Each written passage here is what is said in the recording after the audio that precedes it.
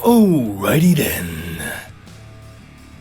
It is so quiet right now, you can actually hear both of my clocks ticking.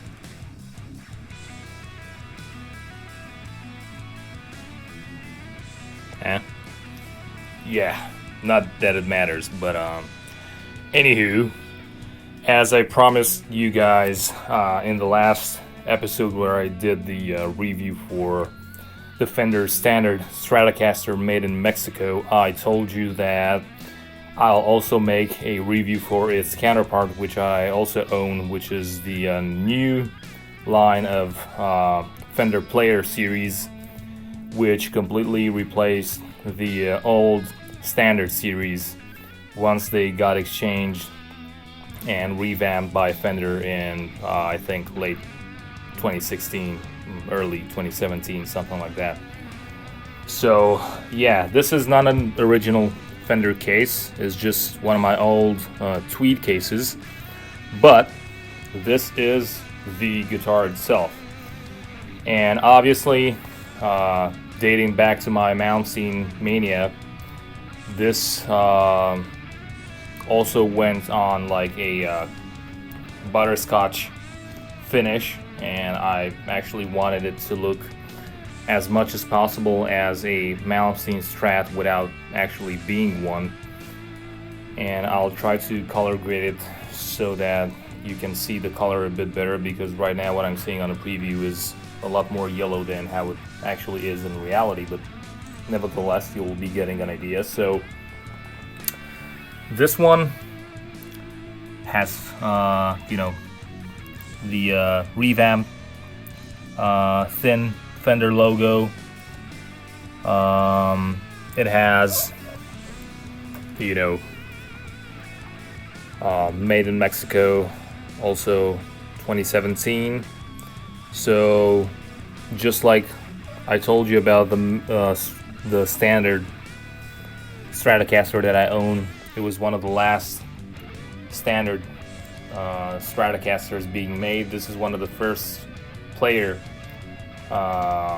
guitars made, so they're both quite special from this point of view.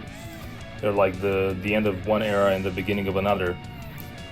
And yeah, this one is also just amazing. Like, it's just without any flaw. It's flawless, and the frets are perfectly even, super low action, just like on the other one. And yeah, again, I won't be going through specs because you can find them online. I'll just be mentioning some of the things that I find worth mentioning, which is, for example, now we have Alnico pickups. Personally, I prefer the ceramic ones because they have a little bit more bite and a more modern sound, but actual Strat sound, a bit more classic or vintage sound enthusiasts will appreciate the Alnico ones a lot more. I also appreciate them. I love them. They have enough bite for all the needs. It's just that I have like sort of a fixation with ceramics that I'm more comfortable with. This one, a little bit more modern. It doesn't have like the modern American series type of saddles. It still has the bent steel saddles, the vintage saddles, but it has a 2-point fulcrum tremolo, which is a modern approach to the standard 6 points. Tremolo, honestly, they both stay in tune just as well if you know how to set them up. If you don't really know how to set a 6-point trem properly, a 2.1 will make things easier by default, but I love them both. They're amazing. Controls are pretty much the same. The control scheme is very similar. Obviously, I do this for all my guitars with a middle pickup.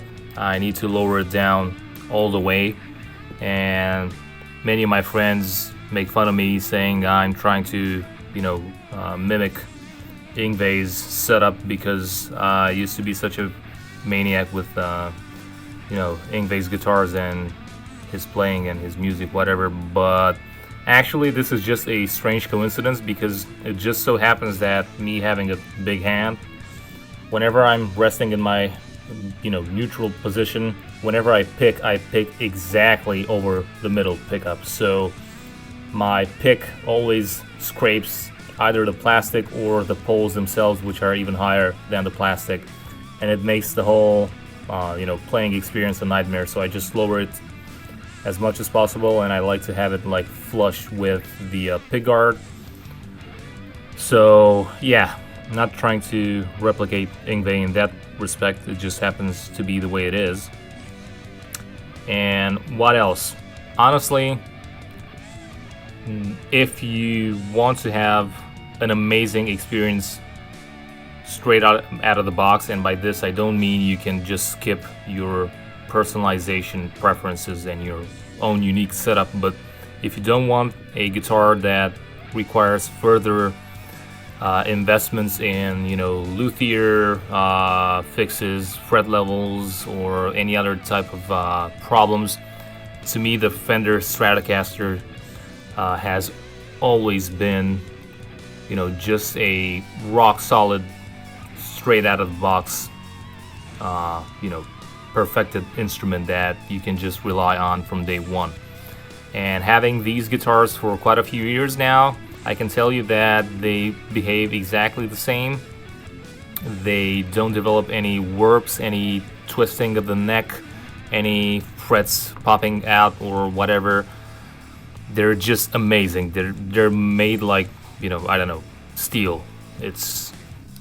It's really, I mean, unless you bash it and drop it or stuff like this, my opinion, if you get yourself a Fender guitar, you can't go wrong with it, especially with the new ones. Yes, there were some years and manufacturing, periods where quality control wasn't as good, and this applies for all brands out there. All brands, whether it's Fender or Gibson or any other brand out there, is renowned to have certain decades when things weren't so great. But honestly, for Fender, that's way in the past. Nowadays, their instruments are just stellar, in my opinion. So yeah, obviously I'm not saying 100% of them will be perfect, because this will not apply to any manufacturer out there. You'll always have some hits and misses.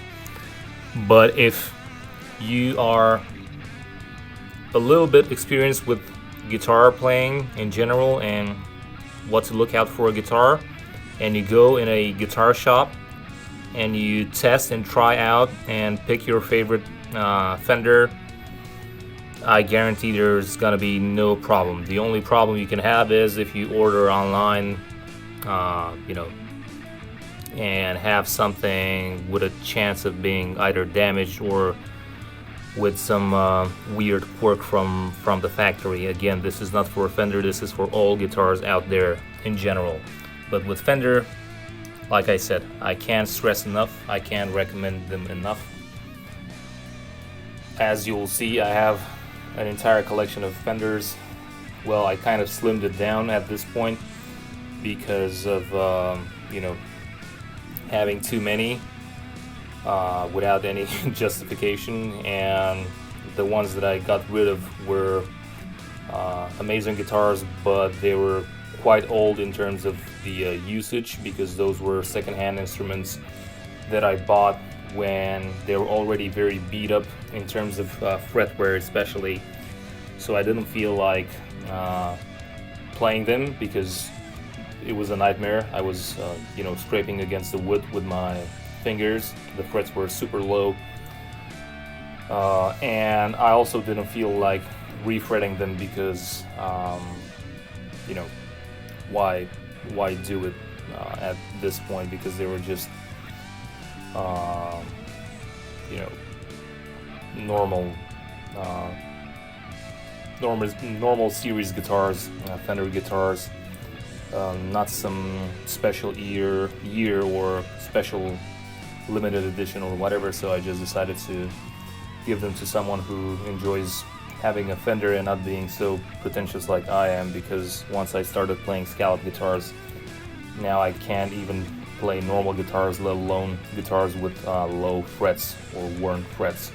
So for me, my guitars have to at least have perfectly new frets, if not jumbo or being scalloped. So yeah, all in all, I told you my reviews are not so much in terms of reading out specs. I'm just giving you an honest opinion of how it is playing them and my experience with them, along the years that I've had them, and also no pointless sound demo, because again, you find them all over the internet at this point, and B, I already have videos on my channel where you can hear this baby scream. So if you feel like doing me a favor and browsing through my channel in order to find them so that you can possibly discover other videos that you might be interested in, go ahead. If not, I'll be a nice guy and I'll give you the lazy benefit of clicking on those videos in the links from the description. Other than this, thank you for watching, and as always, don't forget to come visit my channel every now and then for my weekly reviews, which are never weekly, or for my covers or rants or lessons or all types of other things that I do without any justification. So if you liked it, I sincerely apologize for the lack of professionalism while filming, but that's what you get when you come to my channel. So yeah, once again, thank you for stopping by, and until next time, bye bye.